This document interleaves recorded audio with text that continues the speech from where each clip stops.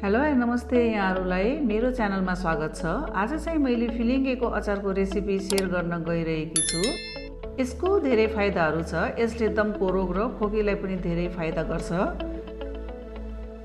Recipe मन परे like र कमेन्ट गरिदिनु होला र च्यानलमा नयाँ हुनुहुन्छ भने प्लिज सब्स्क्राइब गर्न नबिर्सिदिनु होला। यो अचारमा कतिले तोरीको तेल पनि हालेर बनाउँछ, तर मैले चाहिँ सुक्खा बनाएकी छु। यसलाई हामीले बोतलमा राखेर 1 महिनासम्म मजाले खान सक्छौं। यो रेसिपीको लागि मैले 200 ग्राम फिलिङ्गेको बिया लिएकी छु, त्यस्तै 50 ग्राम फर्सीको बिया। यो बियामा धेरै फाइबर र आइरन हुन्छ। 50 ग्राम तेल, हल्का पिरो बनाउन 1 ठुलो चम्मच चिल्ली फ्लेक्स, त्यस्तै 4-5 वटा रातो खुर्सानी पनि लिएकी छु। 1 सानो चम्मच अम्चुर पाउडर पाउनु भएन भने निपुको रस हाल्दा पनि हुन्छ। त्यसरी नै 7-8 वटा लसुनको केस्रा।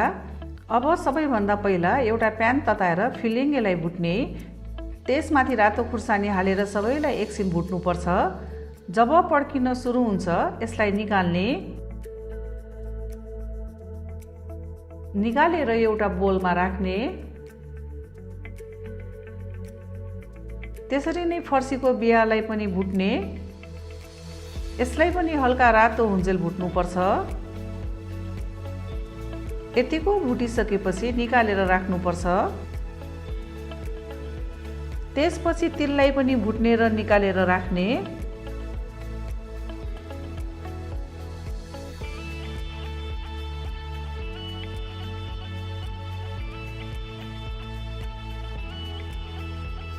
अब सबै भुटेको सामानहरू ग्राइन्डरमा हाल्ने।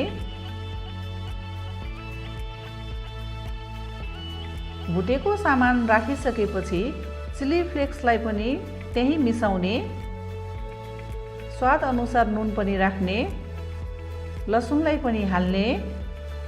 त्यसपछि अम्चुर पाउडर पनि हाल्ने र सबैलाई मजाले एकछिन पिस्ने। यसलाई पिस्दा धेरै मिहिन वा धेरै मोटो पनि नबनाउने,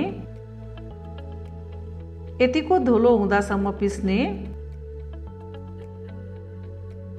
अब यो अचार तयार भइसकेको छ।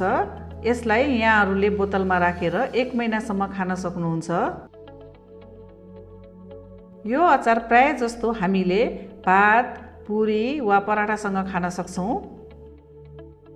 यहाँहरूलाई यो रेसिपी कस्तो लाग्यो प्लिज लाइक र कमेन्ट गरिदिनु होला, साथै सब्स्क्राइब पनि गरिदिनु होला। फेरि अर्को हप्ता नयाँ रेसिपी लिएर आउने छु। तबसम्मको लागि नमस्ते।